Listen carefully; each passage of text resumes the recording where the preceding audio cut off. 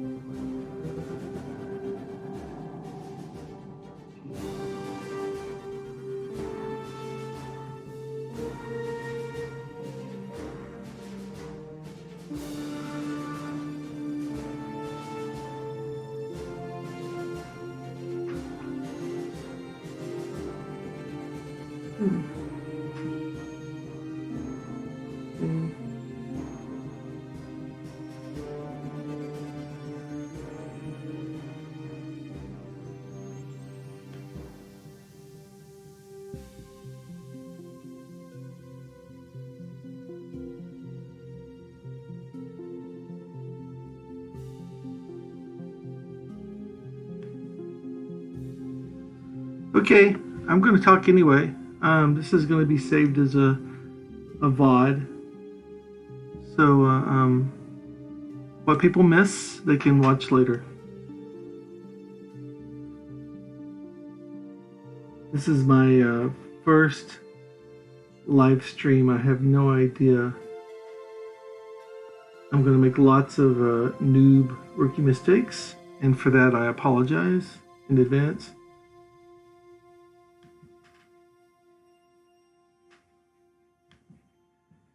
And cool. All right. So my name is Ray Fowler. I am the developer for Remnants of the Precursors. I hope the sound is coming out okay. I need some feedback.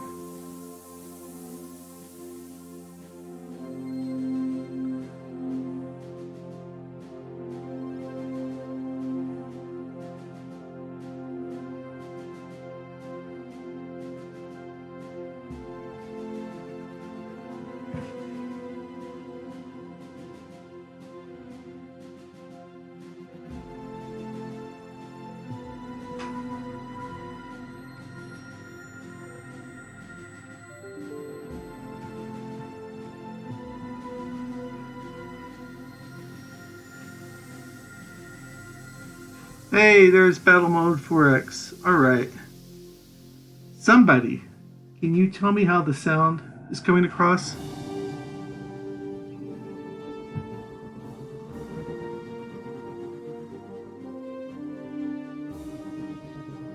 Okay, good. I want to make sure that the background music isn't too loud. You can hear it, and also that you can hear me fine. Okay, so I'm going to start on this.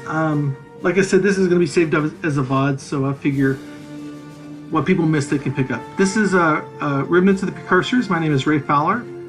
I am the primary developer of this game, and by primary I mean the only developer. This is a project that's been going on for about 5 years. I started in February of 2015. It was called Java Moo, and I was just going to make a Java version of the original Master of Orion. And it's a project I attempted about 15 years ago when I was first learning Java, and that did not turn out well. And I decided to try again. And I foolishly thought I was going to have this thing done in a year. And so when you see people with indie developers with aggressive Kickstarters and they make promises they can't keep, it's because we all suffer from the same delusion that if it looks easy from 5 miles up in the sky, it probably is easy. And of course, it never is.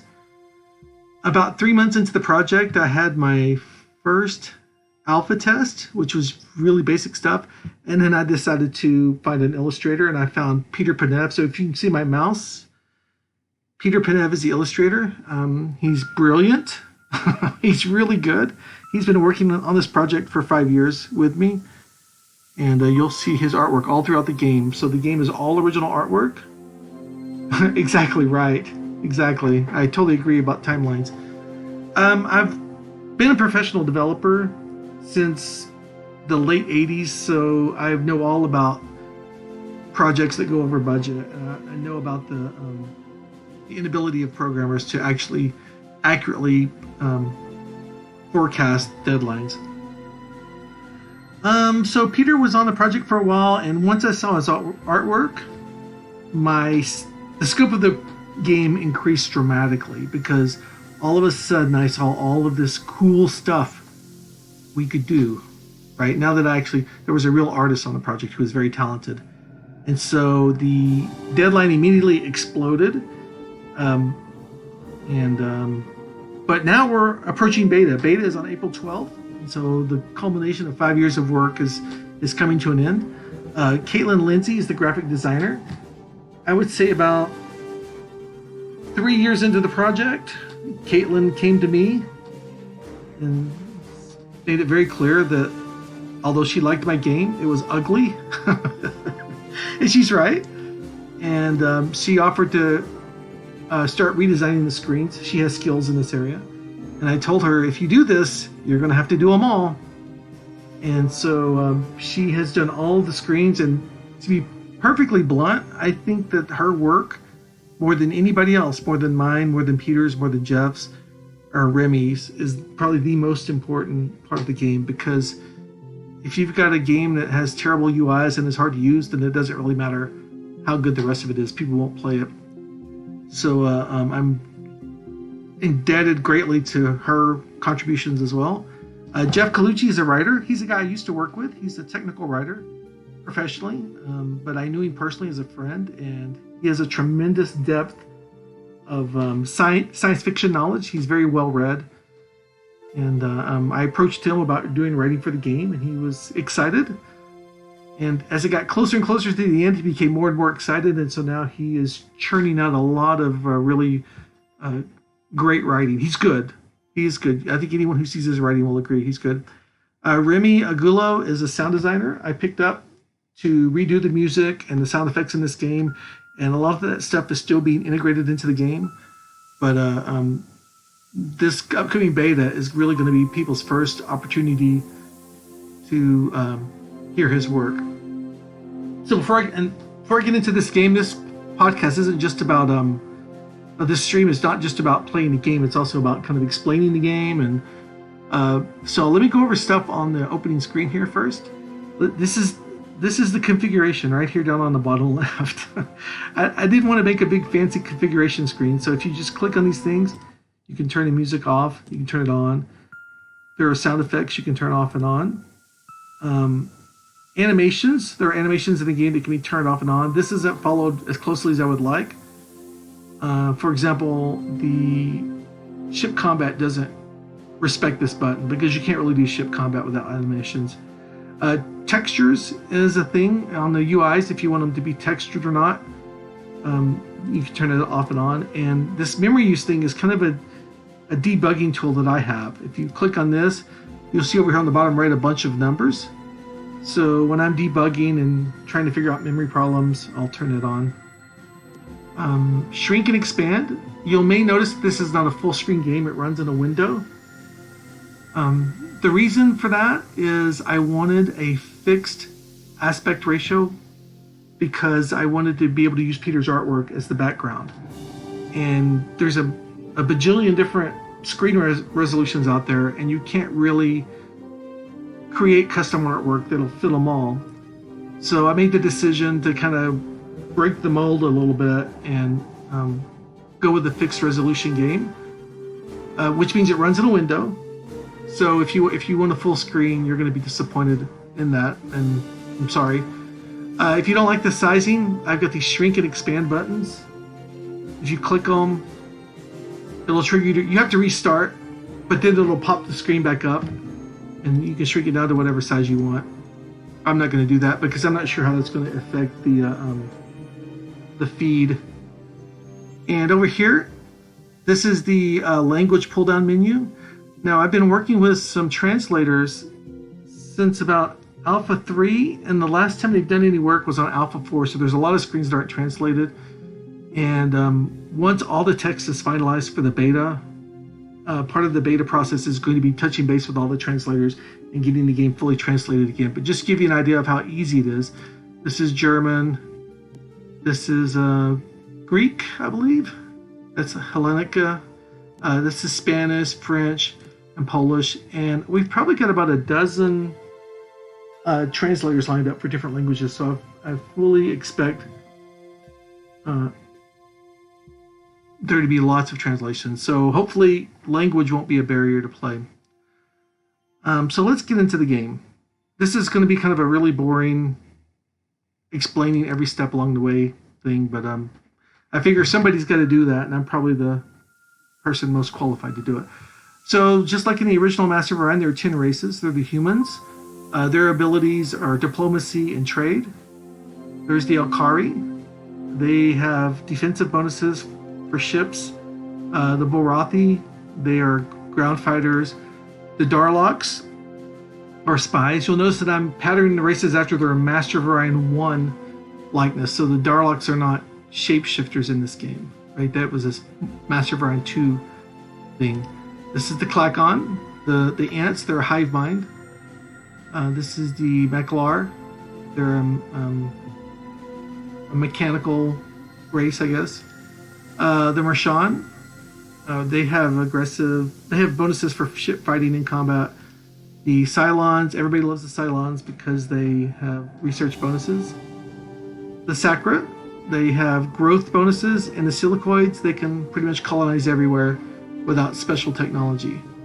So one thing I really liked, am I too loud?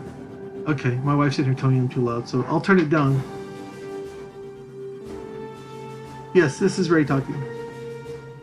Okay, I gotta turn it down here. We have a sleeping baby. Okay, so one of the things I really like about Master of Orion is that all of the races affect a different part of the game mechanics. So when you play a different race, there's lots of different ways to win, but you play each race differently because you want to exploit the racial advantage, right? So you may not spy much as the Klakons, but you'll produce a lot. But if you're the Darloks, you're going to spy. So that's one thing I like about this. I'm just going to pick. I'm going to pick the Marshan. I like the Marshan. And just like in the original game, you can name your home world and your leader name. Okay, so let's start the game. Oh, I got it. So there's lots of different sizes: 25, 50, 100, 250. Now, in the original Master of Orion, you can only go up to 100. But now you can go to some ridiculous number. Here's 500, 1,000. I call this massive. 10,000, which definitely is insane. 100,000, ludicrous. And then after ludicrous, it's a maximum, where I just look at the memory on your computer and I figure, well, how big can I make one, right? So in the beta, you can have up to 39 different opponents. I'm going to do something a little bit smaller here. Let's do 100 with just 9 rivals. You got different shapes. You got a spiral galaxy, which really only works if you have like more stars. Because if you play spiral with a small galaxy, there's a real chance that you can get stranded out here on the arm and it will be a terrible game. There's the ellipse. There's a ring galaxy. That's what they look like. There's a circular galaxy and just a regular star field. So let's just go with 100. And I'm going to leave difficulty on normal right now.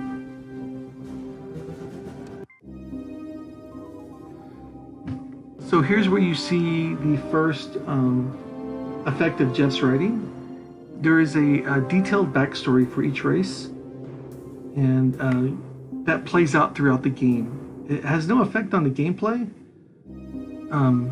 but if you like that kind of stuff, I think it'll enhance the game experience. Jeff and I both have strong opinions about having good writing in the game. So you've got this nice introductory text here explaining why you're suddenly exploring space and the motivations for your race. So this is the intro map screen, and I think anyone who's ever played Master of Orion 1 will recognize this instantly, and that's intentional. But you want it to feel like Master of Orion 1. You've got your galaxy map here with stars you can click on. You've got this panel here on the right which tells you whatever it is about this, whatever you got selected. And you've got these menus down here at the bottom for different aspects of the game, and the next turn button. This right here, this little advisor panel, I don't know if you remember, but in the original game they had what were called master's notes, where when you got to certain points in the game, a tip would just come up that you could just ignore. And I wanted to replicate that feature to kind of help some new players, right? But Jeff had the great idea of turning them into advisor notes where you can actually get a feel for each race's personality. So each race has custom notes, and they basically, like, for example, here it's telling you, oh, you need to start exploring the galaxy, to kind of clue you in on that, and then you can just dismiss it. It has no effect on the game, but it's nice text. Over here are your map controls, real quick, just so you know what they are. I think this one just turns off the map names. So when you have a lot of stars, I guess you want to turn off the names. This one here will hide ships. There's 3 different ship icons. There's the unarmed ship, which is this little bitty guy here on the bottom. There's transports, which is this squarish guy on the top. And then there are armed fleets, which is this ship which has rocket engines on it. So you don't start off with any armed ships. So this is what it looks like. It's 2 scouts and a colony ship. This control here controls flight paths you can see. You can see flight paths for unarmed ships, armed ships, or none at all. This is really great. This is a radial grid, and this replaces the rectangular grid in the original game. So for example, if you want to know how far it is from one spot to another, you can click on, like, this guy, click here, and each one of these circular lines is 1 additional light year, with the thicker ones are every 5 light years. 5 light years here, 10 light years, 15, and these white ones are your ship ranges. So like 3 for your regular ships and 6 for your scout ships. This guy here will turn off the ship range borders, and if you click it again, it'll turn off the star background. If you don't like that, you can turn it off and just put the ship borders on. I'm going to leave it all on, but so that's what that does. And these are just zooms. You can do that with the mouse wheel too. So those are just there if you don't have access to a mouse wheel or something. Okay, so let's see. This circle here with the blue shading, that represents the range of your ships, how far they can go. This white line here is the range of your ships that have reserve fuel tanks, like your scout ships. So without even looking at my ships, I know that my colony ship could reach all 3 of these planets, and my scout ships could reach these. There was a harder thing to do in Master of Orion 1, so this is a nice visual thing. So what I'm going to do, one more thing. This here thing, if you click on this, it becomes the turn. You can either have it tell you what turn it is or what year it is. So that's a little thing I stuck in there. I'll leave it on year. So what I'm going to do here is I'm going to send my scouts out and my colony ship. So you can hit these buttons and go up and down with them, but I don't. What I do is I mouse wheel. You can mouse wheel. And actually, that's a really good point to talk about real quick. Anywhere in the game where you repetitively click on something, like these sliders, like right here, click, click, click, click, click, whatever, click, click, click. You know, you can just mouse wheel. You can mouse wheel. It's super, super convenient, and I would recommend using the mouse wheel if you can. Okay. So let me move these ships out. I'm going to move one scout ship here. I'm going to move one here. And I'm going to move my colony ship to this yellow system because I suspect that one is going to be good. Okay. I'm worried about being too loud for this baby. Sorry, guys. So what was I saying? Oh, okay. So the scout ship's going to go here. So let me hit next turn. And I'm probably going to want to make one more scout ship. I'm not sure yet. There's not that many stars in scout range. I may be good with just my 2 scouts. And so every turn, of course, you know, you see factories are getting built or whatever. This is something that's different from Mu 1. You can set a limit to your missile bases so you don't accidentally overbuild. In the original game, you couldn't do that. You just built missile bases. And then if you forgot and went back and looked 10 turns later, oh, I have 50 missile bases, that's a problem. And you'd have to go scrap missile bases. You can pick which ship you want to build. You can mouse wheel here, by the way, and pick the one you want. Mouse wheel is your friend. Okay, good. So that's a Terran 85 planet. That's good. I'm definitely going to colonize that. Yes.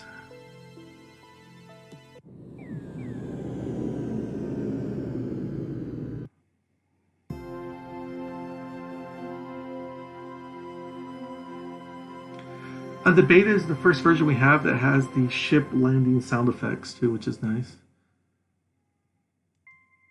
Okay, so now you get another one of these advisor notes. When you get a colony here, you know, you get a guy telling you, and really what he's trying to tell you is this is a good time to use transports. So like if you're a new player and you didn't know what transports were, this would tell you, hey, maybe I should send transports. So I'm going to send some transports. Maybe about there. Oh, by the way, you can click in the bar, obviously, and set it too. You don't have to mouse wheel if you don't want. So I'm going to send 15, I guess. And this guy just scouted, so I'm going to move him over here.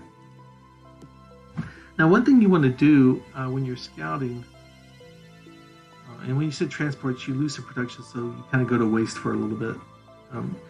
And when you're scouting, you want to keep track of what systems you have that are colonizable, so that way when you get down to picking your technologies, you know what to pick. So actually, I think I am going to build a scout here in a second. Let's do that.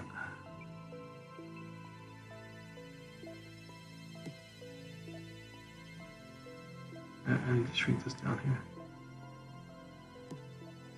Man, I can't hear my baby crying. I feel terrible. I'm a terrible dad. I'm playing a game. Leave me alone. Oh, how does growth work? Okay, let me see. Isn't it right? It's kind of a bell curve with the biggest population around. Yes, it is. That is correct. So when you have a very small population on a planet, like when you first colonize it, population growth is very slow. And as it grows and gets around 50, it's at maximum growth rate. And then as you get closer to filling up the planet, when I say, I'm sorry, not 50% of the size of the planet. And once you get to around the max, it slows down. And this kind of creates like a micromanaging technique where some people will constantly send transports, off of their planet right before they fill up with population, just so they can keep taking advantage of that planetary growth. And you can do that, but the AI is not really sophisticated enough in this game where you need to do it. So, only do it if you want to obsess. Oh, this is a good chance. So, for example, see, Delphim has 2. If I go to systems here, let me show you. This is really cool. Okay, the system screen, and I'm going to hit escape so you can see it's exactly the same position as the main map. See, none of the systems move. So that's meant to make it easy to go back and forth between these screens. So there's 4 tabs on this screen: Explore, Expand, Exploit, and Exterminate. I just came up with those randomly. I don't know. Some people seem to like them, but I don't get it. So on the Explorer tab, this kind of tells you what you need to do for exploring and for scouting. So you'll see like the systems have like their range on them. And if it's green, like when you hover over it and you look over on the side, it says this system is unscouted but within reach of our scout ships. So green means, you can do stuff, right? If you go to expand, this will tell you which ones you can colonize. So for example, this guy is colonizable. He's a minimal. It says he can be reached and colonized with our current technology. These other ones are unscouted, so they don't have messages. Exploit is really cool, by the way. I love this. Exploit basically tells you how well developed your own systems are. So if you look on this, you can see Fieras is at 26% of production capacity, and Dolphin is at 0%. So the reason this is so cool, and I love it, is because let's say you have a large empire, and I don't know, let's say you have like 20 or 30 colonies, and so you're doing lots of stuff. You're terraforming, you're building fleets, you're sending stuff around, and so when you hit next turn, like 5 or 6 different things happen, and maybe one of those things is you colonized a new planet, right? But you kind of forget about it because there's so much other stuff going on. Well, with this screen here, this screen on the exploit tab will flash that guy in red saying, hey, this guy's not developed. So this screen is a great way of finding that needle in a haystack, if you've got a big colony, a big empire. Exterminate comes into play more when you're at war with other races. If you have like enemy fleets bombing one of your systems or heading towards one of your systems, you'll get a red flasher. This one just says, hey, you haven't built all your missile bases, so it's not that big of a deal, but that's one thing it does. Okay, so hopefully you see the value of these. They're actually super useful once your empire gets big. Okay, so let's go back to Fieras. Okay, so that's a minimal system, and we got another scout. Good. Oh, let's send him here. I'm going to send him up here. We're going to just use a couple more turns. Oh, look at that. Nice. That's an artifact planet. Okay, I know where I'm going. Oh, cool. And this is another cool thing about artifact planets is when you discover them, if you're the first person to discover them, you get a free technology. And that's a really nice technology. I mean, Duralor armor. All my ships are going to be so much better build them. And also, this is one of the coolest pieces of artwork in the game, is the Roshan Warrior. This is pretty much the reason why I like playing on this, just for this artwork alone. And notice this background here. Sometimes you'll see this background on the front screen, and sometimes you'll see the kind of the brownish one. That's the background of the artifact planets, and the black background, like this one here, are the Antaran planets, and the other one, the brownish one, that is Orion. So when you colonize, or when you find Orion, that's what you'll see. Okay, and the reason those are the front screen of the game is the artifact planets, the Antaran planets and the Orion planet, those are the remnants of the Precursors, right? That's it. No, nothing more sophisticated than that. Okay, cool. So let's just go over here.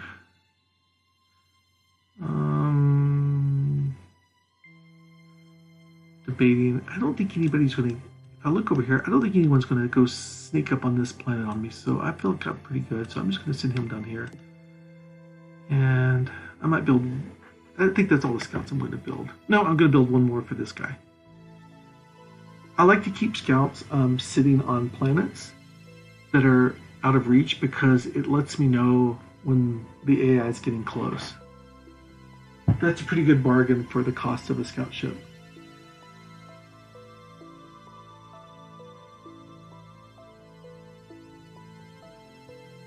Okay, hang on, I got a cat bothering me. Let me go take care of him.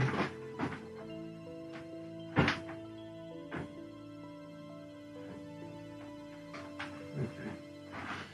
Sorry about guys. I had a cat doing his thing. So now, theoretically, this is the way I play. Everybody plays differently. I like to have my outer worlds at least orbited by scout ships.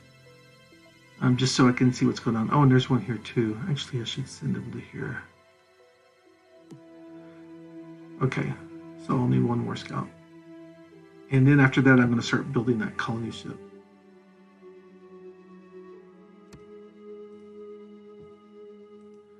There we go. Okay. And how long is it going to take me to build a colony ship? That's still too long. 10 turns. I need to build up my manufacturing base here. So this is like the most peaceful time of the game, is when you're doing this initial exploring around your starting 2 systems.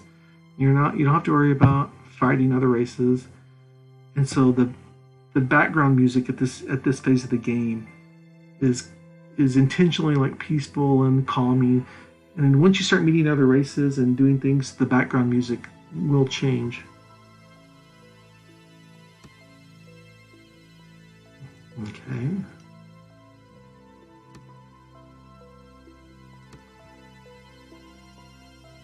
Okay, so we got a tundra planet. Yeah, man, we're getting some good planets around us. How far is that away from us? That is 5 light years. Okay, that's good to know. See, so the reason you want to know this stuff is because when you first learn the technology, it may ask you, do you want the range 4 or the range 5? And so knowing which one is ahead of time, which one you want, is very important. So let's okay, so I think we're ready to learn the technology. I'm just deciding here. I don't play as fast as Rob. I'm not good at this game. I know that's kind of funny. I'm not good at it. I have a tendency to turtle and avoid conflict with the AI, and the AI is designed to take advantage of that. So I end up getting beat by my own game all the time because I can't break out of this habit of turtling. Okay. All right, let's see if we can build a colony ship here. 7 years, I think I'll wait still. And a tundra. So we've got an ocean, a minimal. So we don't have any barren planets. Okay, that's really what I want to make sure of. Okay. Oh, by the way, this is the colony screen. If no one's ever seen it, this is a great way of seeing all your planets in a list form, and you can sort by these fields that are different views. That's pretty useful later in the game. Okay, I'm still trying to oh, here we go. Great. Oh, Cylons, they're pretty nice. So this is more of Jeff's writing. And every one of the AI races has one of 3 different personalities for their leader that they can start with. And so the contact message, which is what this is, there are 3 different ones for each race based upon that personality. So once you learn these messages, you'll read the message and you'll know, oh, this is the pacifist one, or this is the, the erratic one, or whatever. And so you know. Okay, so now we get another note. We've made contact with a new alien race. And so let's do that. Yeah, I know. I like, well, Turtle is the Rashawn, I don't know. So what I want to do here now is, oh, they're out of range, so I can't really do much with them right now. But what I can do is go over here. It says you can't create spy networks for empires that are out of ship range. What I can do is set up some spending, even though it says 0 BC per year. What this means is when they do get in range, the game will automatically start spending for me, and we'll build spy networks up to whatever I specify here. I'm going to just specify 1. And once it gets 1 spy network, it stops spending. It goes back down to 0 BC per year. So I don't have to micromanage. I don't have to keep going back here and making sure I'm not getting too many spy networks. This is actually a change since the last alpha. And It's really nice. I did it because I got tired of doing that micro. So once, there, so it's down here. Okay, that's the Cylon fleet. Once we get that spy network set up, we'll see which of these systems over here are Cylon systems. So you always want to have one network set up. I wonder if I should build this guy now. 6 years. Let's wait just a little bit longer. I don't want to. 5 years. I got 162. One more time, and I'm just see. I'm turtling. I'm turtling right now. I'm not being aggressive in building my ship, which I need to build. Also, I'm anal retentive, so I'm going to rename this ship. I always like to put the warp speed on the name. Helps me remember what gets behind. Okay, so we're going to build this guy. We're going to send him to this artifact planet for sure. And see, I know that when the Cylon planets pop up here, I'll know that I have a spy network set up, and then I can go look at their technologies. So I don't have to keep going back to that races screen. All right, yeah, colony ship. So let's just do this, and let's build one more for this other place. All right, that's good. Oh, okay, we're gonna, let's see. Yeah, I want, okay, so we're gonna go ahead and get a prompt for technology because I'm spending research on this turn. So I want to make sure. Okay, I don't have any barren planets, and these are all 5 light years. That's 4. So I can do a 4 light year range will get me here, and I can go out over here. Okay, so all right.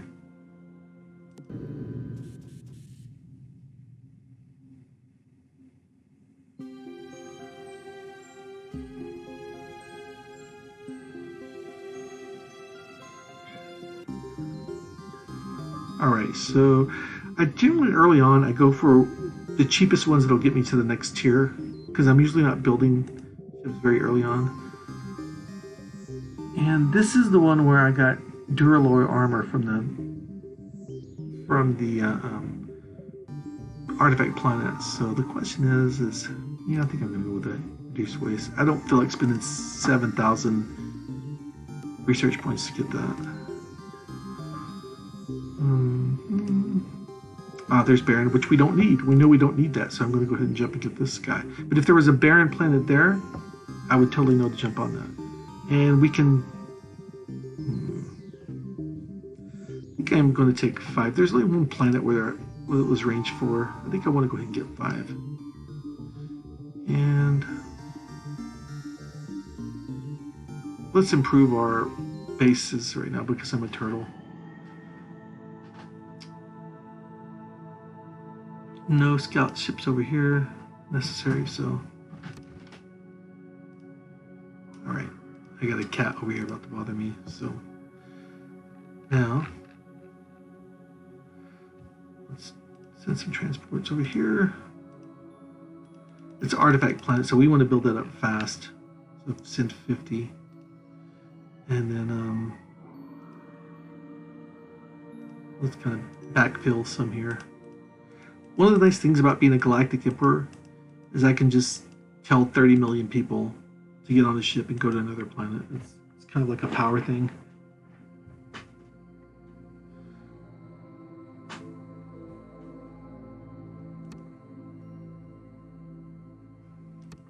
I think my cat knows I'm playing the Mershon.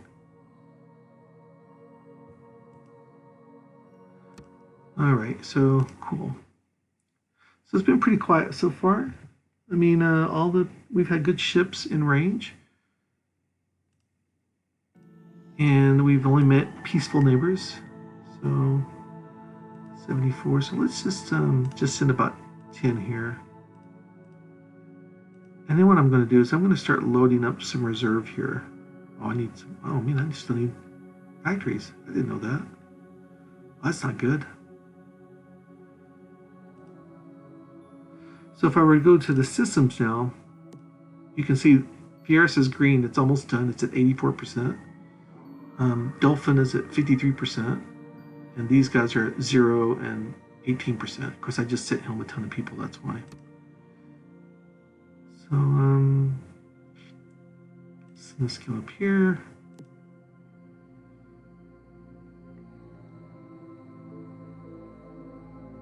And we're going to make a scout here. We're going to backfill that. I'm really big on trying to keep these things filled up here. We're going to need 2 scouts actually, so.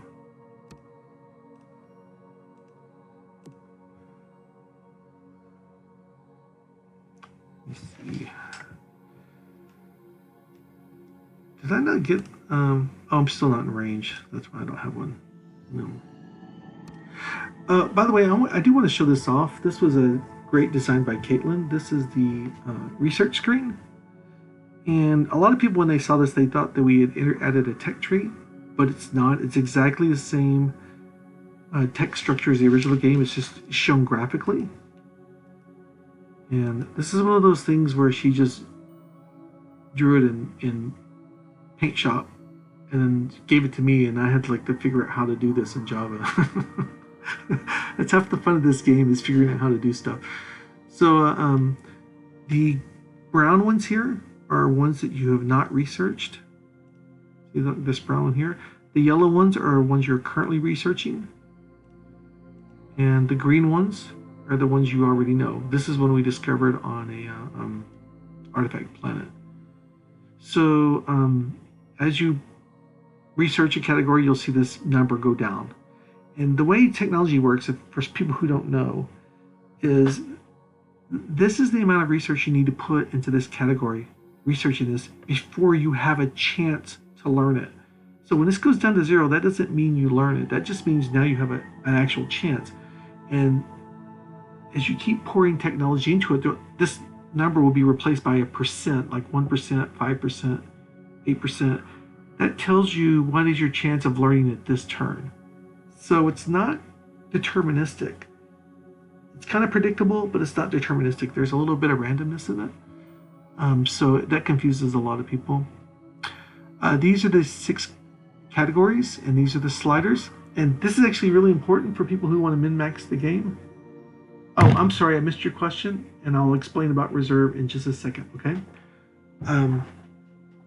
The way technology works is, let me go over here to a planet here and put some stuff in research. So I'm putting 14 research points in from Dolphin. So come over here, he says, you got 14 research, creating 14 BC, creating 18 research points per year. And you're going why is that different? If I were to put everything in one, actually it should be 14, but okay, but let's say they should be the same when I go 100% on. I don't know what that is. I'm going to go look at that later. I'm the developer. I can fix that. So what happens is if you evenly divide your research across all 6 categories, I'm going to hit equals here. The equals are, actually I can just hit this button here and that'll do that. When you put this much into research, you get an extra 25% research up to this point. Okay, so I'm going to repeat that. The first 1/6 of the slider bar you do, which is what you get when you equalize all of them, you get an extra 25% research for this point. So once you do this, you're only getting an extra 25% for this first part. So the way to maximize your total research, which is what this number is here, the way to maximize that is to do everything equally, right? So you may think, well, that's dumb. That's, why wouldn't you just do everything equal? Well, this is one of those interesting decisions they talk about in games, right? By forcing you to maximize your research, if you do everything equally, what you're really saying is to maximize your research, you're giving up the ability to focus research on a technology. So let's say there was a weapon technology I really wanted. Let's say, for example, Hyper-V rockets. Let's say I really wanted that. Well, if there was no penalty, then I would just do this, right? I would just do that one. And then when I got that, I'd come over here and I would do this one, right? Right? And that's no decision either. But now I have to make a choice. I'm making a choice between maximizing my research or focusing my research on a particular thing. And that's what this is for. So I really like that mechanic. And A lot of people don't know about it, but it's pretty cool. It's more efficient to balance them out generally, but when you do that, you give up your ability to focus research. And sometimes there's going to be something you really want, right? Yeah, so if you focus your research, you're getting that technology, that particular technology faster, but you're hurting your overall empire research. So it just depends. Yeah. So Drexy asks, what does reserve mean? I don't understand that part. Okay, I'll explain reserve. What reserve is like a treasury for your empire. So if I come over to the colony screen here, I've got 16 billion credits in treasury funds, right? And you get that when you, I don't want to do that here. You get that when you're at, okay, cool. See, like the most factories I can make on here is 15 actually. Once I get to 15, everything goes to reserve. So what that means is anything I spend past that will go into a reserve, which will go into this treasury fund. And then I can then distribute that out to any other systems. Now, obviously, I don't want to do this because I don't want to go into waste here. So you may say, well, what good is it in the treasury, right? What good is it having it here? Well, there's a 50% penalty for doing this, right? So you think, well, this is a terrible thing. But what you can do is you can have your developed systems who are finished developing, they can contribute part of their income through the reserve into making your smaller systems develop faster. So I can go to this guy right here. So notice he's building 0.1 factories a year. He's only got 2 people. He's got nothing. But if I give him 16, I can double his production, right? Now 0.1 to 0.2 doesn't seem like a lot, but it's, you know, when it goes from building 10 a year to 20 a year, all of a sudden you bootstrap your new colonies that much faster. Or for example, let's say you want to build a ships. You gotta rush build some ships. You've started a war. Well, it's nice if you have a lot of money in your treasury, because then all of a sudden you can double your ship production anywhere you want to do it. So that's it's a really good tactical maneuver. And so you always want to put some money in the reserve. You always want to have money in the reserve because you just never know when you're going to need to rush build something. Actually, I do think I did want this scout ship. I spent a lot of time talking about this stuff, and I totally forgot I do need a scout ship. Okay. Okay, so I'm done building scout ships now. So we're going to send him here. And then when this guy gets there, I'm going to send him up to this guy. So, you know, it's really fun when you're writing an AI for stuff and just doing stuff like figuring out where to send your ships, right? Which ship should I send where, you know, to do what? That's actually pretty hard to do, right? To do through just algorithms and formula, right? But yet humans just can just visually look at this and have a really good idea of what they need to do. And it's very difficult to recreate that kind of behavior in code. Trust me, I try. Okay, so now this is something interesting. So let me explain what this is. What's happened here is when you're spending on something on a planet and you complete production in something like it's built, in this case, he's built his maximum of 200 factories. Or maybe you've built your maximum of missile bases or whatever, right? You've finished terraforming. What the game will do is he will try to reallocate your spending in a way that he thinks that makes sense. But the game knows he's not you, right? So you may not like the way he does it. So then he gives you this prompt and say, hey, listen, you finished building factories, you know, you want to adjust your allocations. And I go, yeah, actually I do. I don't want to spend that much in research. I want to start building a missile base. I'm going to set this to 5. So, you know, that's his, or maybe I want to build ships or whatever. So don't ignore this prompt. This prompt is here for a reason, right? It's here to make managing a large empire that much easier. And if you have more than one system that completes in a turn, there'll be like these little up and down buttons to go to the different systems. Okay. So, how close? We're still out of range of the Cylons. And we're researching 174 a year. It's going to take forever to get these deuteriums. We're putting 29 research points in it a year. And so, you know what I should do? I kind of hate to do this. Like 659 divided by 29 and say estimated, what would that be? Like 20 something years, 23 years or whatever. And then you could adjust this and it would change that. But the problem is that just gets you to the point where you have a chance to learn it. You don't actually learn it that year, so it would be kind of deceptive.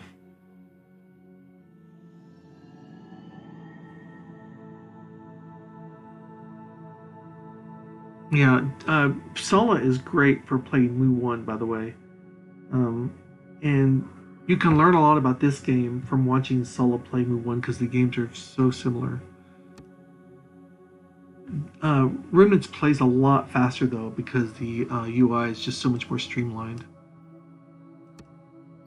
Most of the friction in the original game is in the user interface. Okay, so let's move him over here now. And I need to pick it up here. I can, these all take deuterium fuel cells. So you know what? I'm going to go over here. I'm just going to take the hit. What do I not really care that much about right now?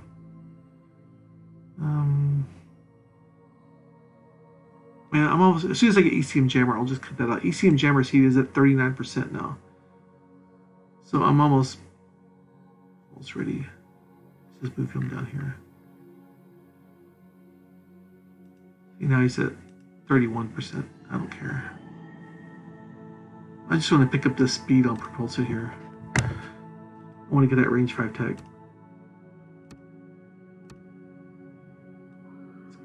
Kind of quiet. I've only ran it. Oh, I was going to say I only ran into one race. And look what happens. The humans.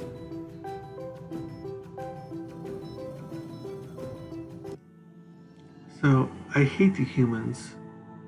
Oh, great. See, oh my god, they're in my system. So, I wonder if they must have come from over here, because I've got scouts here. So they must be up there.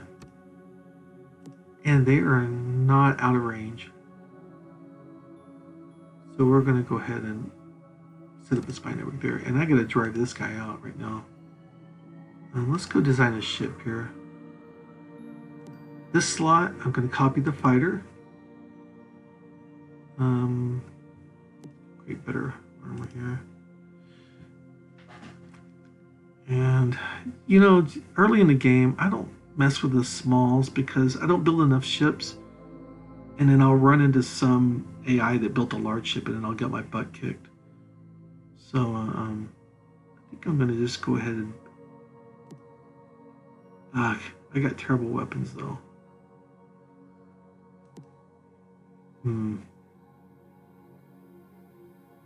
Okay, what I'm going to do instead, I'm just going to drive that scout out right now. And then I'll see if I can trade technologies with the humans. And maybe get better weapons. Time to start loading up fighters, man. I had no idea. Here we go. Oh, this is what you want, buddy. Right there. That is such an overpowered technology to get early in the game. And so I'm so happy it showed up.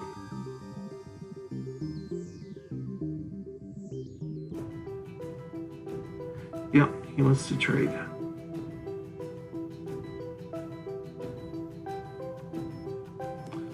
Alright. Yeah, war is inevitable, humans. I do know that. So humans are kind of the currently the most OP race in this version of the game. And I think the reason is because their racial bonus is a diplomatic bonus. Yes, they do get more money for their trades. But their main bonus is a diplomatic bonus. And in the original game, the diplomacy model was kind of part of the AI. So their racial bonus was kind of hooked up into the AI code, right? And all the diplomacy has been changed in this game. It's very similar, but it's more detailed. but I gave the humans the same numeric bonus, and I'm kind of wondering if, because of the changes in the diplomatic model in the game, if they're too powerful. Like it may not be a good fit, and I'm loath to tone it down, but they're kind of really strong. So if you want an easy game in Remnants, play the humans. I mean, they're super easy. Nobody will fight you. It's easy to get out of wars. It's not much of a challenge. And I'm afraid to change it, because if I change it, then people will complain that, I'm changing a core racial aspect of the game. So I'm going to hopefully make the AI better to counter that. Okay, see, so now this fighter came up here and it drove that ship away.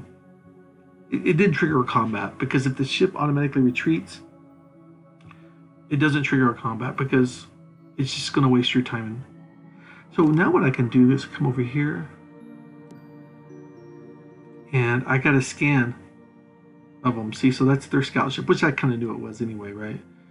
So this is a really cool screen on the races where once your spies are set up, and I must have a spy. Yeah, see, I've got a spy network set up. So it's got the one spy, and so the spinning stops, so I don't have to mess with it. But then if they catch my spy, the spinning will kick up automatically without me having to do anything, and that's super convenient.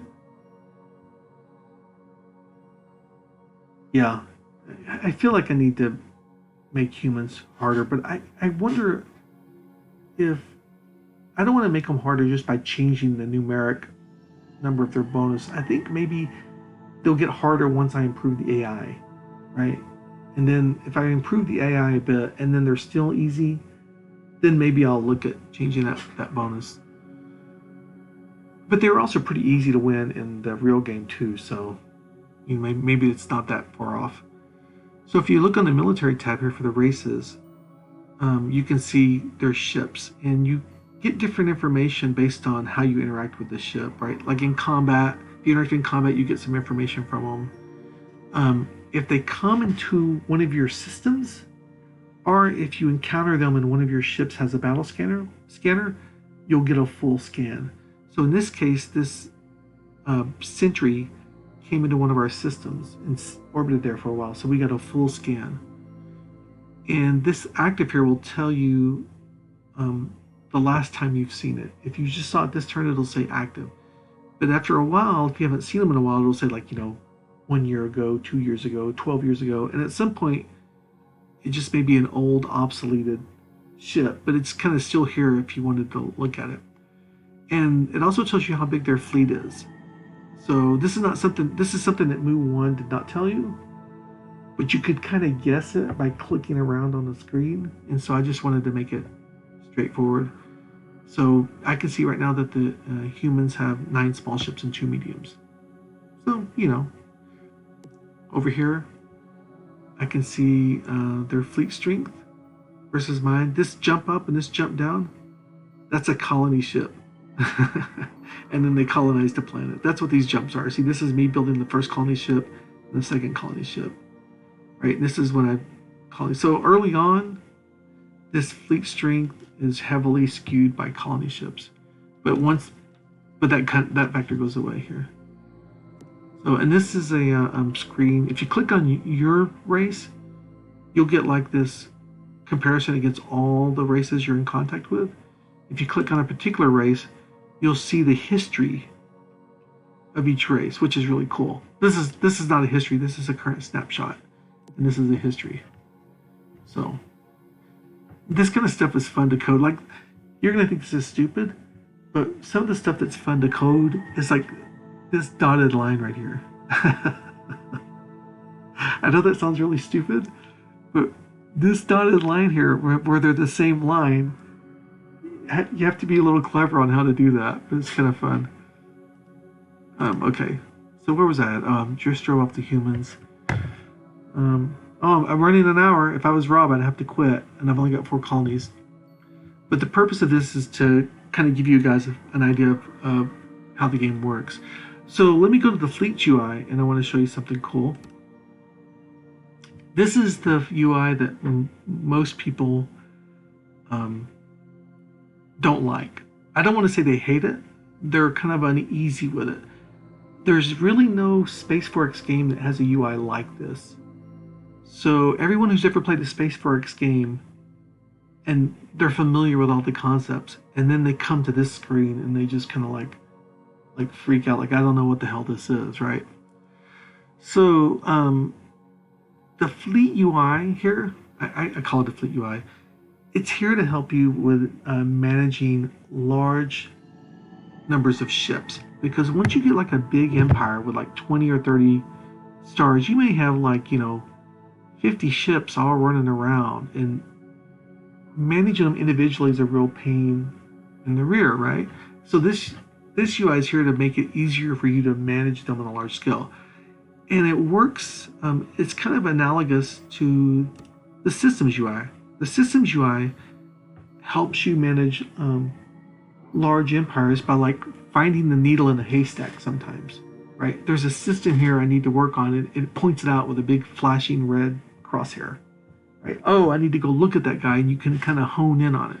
That's important. Well, what the Fleet UI does here is it allows you to do mass movement of fleets, and I'm going to try to demonstrate it here. It's a little complicated the first couple times you do it, and I apologize for that, but hopefully once you see it working, you'll make sense. So what you're going to see here is you've got two panels up here. One is for selecting systems, and one is for selecting fleets. So we're going to do select fleets first. So I'm going to deselect all the systems first. See, they just got deselected. So what you want to do is you want to select the fleets you care about, and then maybe like filter them down, and then do something with that filtered list. So let's just say I'm going to select them all. Like all the fleets. See, it just selected all of them. But actually the only ones I really care about are the fighters. So now it's filtered down to just the fleets that have a fighter in them. Isn't that cool? Now think about that. Let's say you have 100 fleets flying around the galaxy late in the game, and you want to redeploy all your fighters to some hotspot, right? You can just come over here to the fleet screen, select all fighters, and then say, I want to deploy those guys, and it says, where do you want to deploy them? I want to deploy them right... they can't reach there, it's out of ship range. I want to deploy them right here. You hit that, I think you can double click it, but let's say you don't. Hit deploy, and boom, you've just deployed every one of your fighters to a system in like 10 seconds. Okay, that's like super useful. And what you can do is I select them all, select all fighters. I think I can maybe even undeploy. Yeah, I can say cancel deployments. Boom, now they're back to where they were. And deselect all. Okay, so I see a bug. I'm not going to tell you guys, but I see a bug. I'll have to look, man. I see a bug, so what I'm going to do here is I'm going to say save game. Bug. I know what it is, and I'll look at it later. So this is how the game gets better, right? Is I play the game, and you guys play the game, and you report bugs, and I fix them. And by the way, streams are like, yeah, I know. Thanks, Drexy. Thanks for telling everybody. But I'm going to fix it. I'm going to figure out what it is and fix it. But streams are great because, like when Rob streams this game or somebody else, you're not just reporting a bug, you're reporting your like entire gameplay. And sometimes I'll see Rob hit a bug that he doesn't even know he hit, and I'm like, I make a note, like, okay, I got to go fix that, and then I go fix it, right? The thing about 4X games is, I've said this to a couple people before, especially since I wrote all the code. 4X games are really complex. So bugs are hard to find, but they're easy to fix, right? I don't have a QA group. I'm just one guy. So when everybody plays this game and they send me bug reports, I fix them. And it makes the game much better from a quality perspective. So yeah, I lost one of my fighter ships, the one in here, and I don't know why. I'll figure that out why in a minute, though. I will definitely reproduce that bug. But you can see how you can select fleets en masse. And also notice that like you don't have to select them with the select all button and with a filter, right? You can this is an undocumented feature. I'm holding on the right mouse button. I can right mouse and drag, and boom, I got those guys right there. Right? Is that cool? So like if I've got like a huge map and I say I want all my fighters on this half of my empire to go over here, I can just right click and drag like that. That's kind of an undocumented feature, but you know.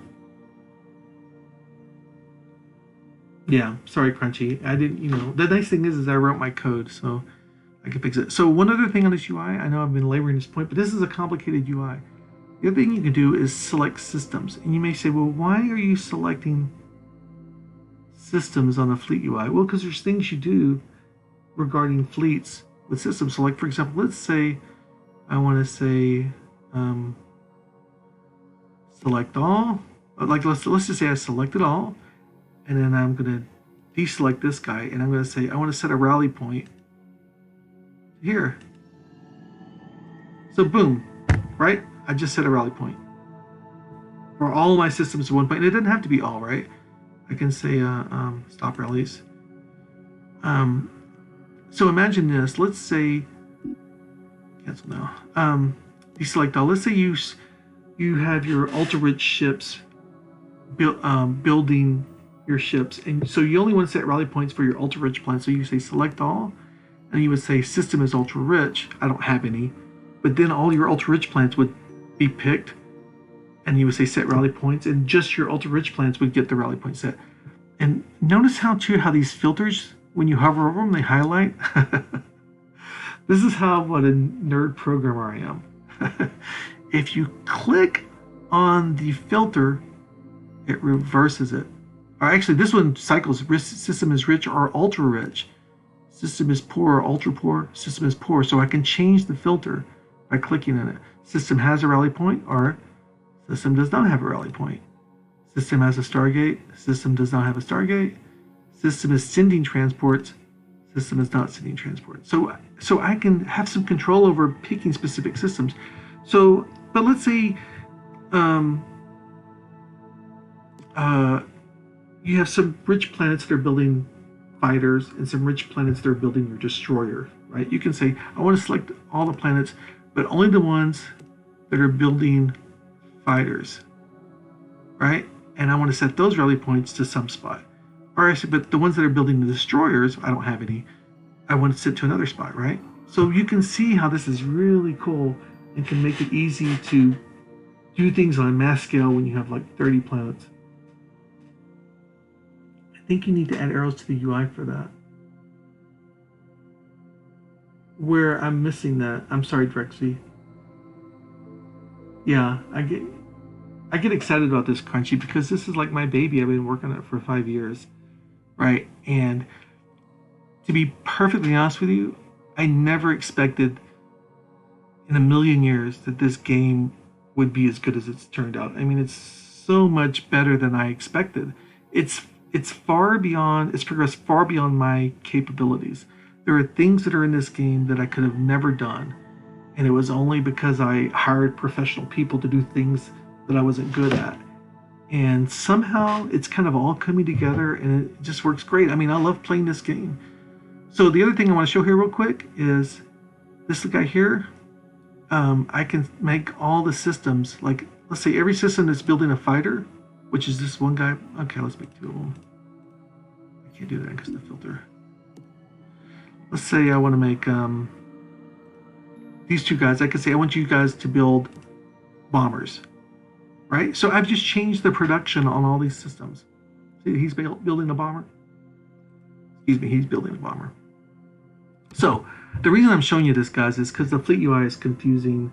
I get it. It has a lot of stuff in it. And so I felt like it was worthy of a little bit of a discussion here.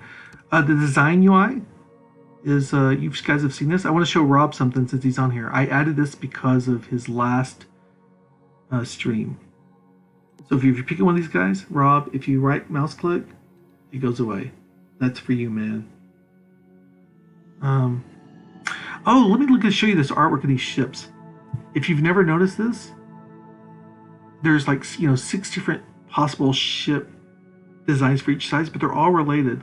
So like Like, look at the small, medium, large, and huge. It's the same ship, but just at a different size.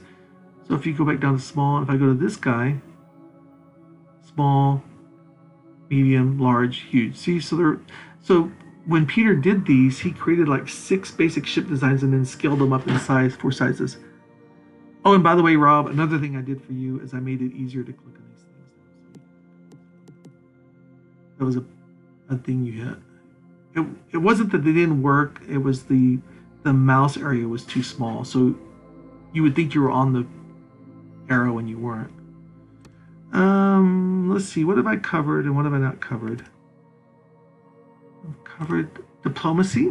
Okay, let me real quick. I'm going to call this stream off in a minute.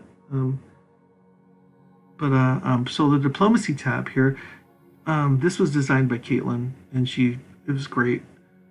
So the diplomacy bureau gives you oops, that's not what I wanted to do. Go away. Manage diplomats. I've only can reach one, but this is a quick way to manage the diplomats for all the races you're in contact with. I'm not in range of the Cylons, so they're not on this list, so I can recall a diplomat here, or open an audience with multiples or whatever. Intelligence has something very similar. Manage spies. You can adjust your spending for your spies and the mission. You know what the security tax is. Oh, the diplomacy. I do want to show one more thing here. So I restructured the treaties menu for the beta. So you've got diplomatic actions, which are the various treaties. So if you can't propose a treaty, it won't show up in this list grayed out. It just won't show up. So like, I can't form an alliance with them because you need to have a non-aggression pact first. So it doesn't show up here. So the only thing I can do is propose a non-aggression pact or break a trade treaty. I was hoping I could do a joint declaration of war, but me and the humans don't have a common foe to do here. Let's see, they do have hydrogen fuel cells, so I'll do a trade. Right, and then, nothing, I got nothing. Offer aid is new, so I can give them stuff, and including money if I had money in the reserve, which I don't right now, so that would show up here. There's a little trick though to the offer aid. In the original game, in Master of Orion, you could just cheese the AI, into liking you for, anything, right? So the way it works in this game is the diplomatic benefit you get from giving them something only lasts 3 turns, right? And however, there's a negative benefit. Anytime you offer aid to someone, you get a positive benefit with that person or with that race, but you get an equal negative benefit for any race that they're at war with. Okay? So there's a downside to it. So, and the negative benefit lasts 10 turns, whereas the positive benefit only lasts 3 turns. So you don't want to offer aid to cheese the AI, but let's say if you have someone who's at war with somebody that you're at war with, or maybe you're about to go to war with, then you can offer them aid to help them in their war, right? Because you don't care about the negative benefits. So there's a little bit more tactical benefit to it. And if you hit declare war, it doesn't. If you accidentally click it, it lets you back out now. That was always fun. Okay. Oh, did you notice everybody has their own? I can't talk to them. Every race has their own specific music now. Okay, I think that covers all the UIs, and I've been going for over an hour, and I think I'm done for now. I want to go fix that bug. But hopefully, and this wasn't intended to be a big playthrough. This was just intended to be like a look at the UIs and how they work. And so if you're new to the game, maybe it's not so intimidating. There will be a user manual created during the beta. Tom Chick is going to write that. And it'll probably be a PDF, and I'll probably make it accessible in the game. Is there anything else? No, I don't. I think that's pretty much it. So I'm going to end the stream here, guys. And you guys, thanks for watching, and I hope you enjoyed it. And this is my first stream ever, so I apologize for any rough edges. So later, dudes. Yeah, maybe. Depends. Oh, Crunchy, you said I like that diplomatic game. Can you tell it happens? Are you talking about the negative and positive?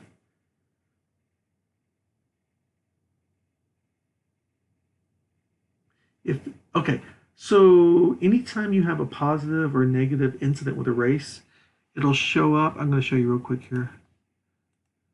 On the diplomatic tab, you have this list of incidents, which is basically things you've done and how they feel about it.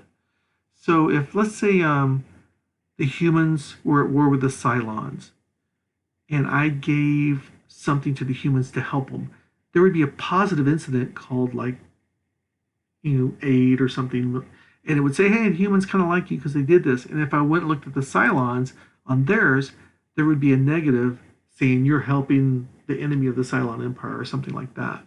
So and that lasts 10 turns, whereas the positive only lasts 3 turns. And if so, that means let's say the humans are at war with like 4 races, you're going to get like a 3-turn benefit with a human, but you're going to get like 4 10-turn negatives with the other races. So you know, it's a little bit harder to cheese it, but there's still use in the feature. So okay, I'm dropping the stream unless anybody else. All right, later, dudes.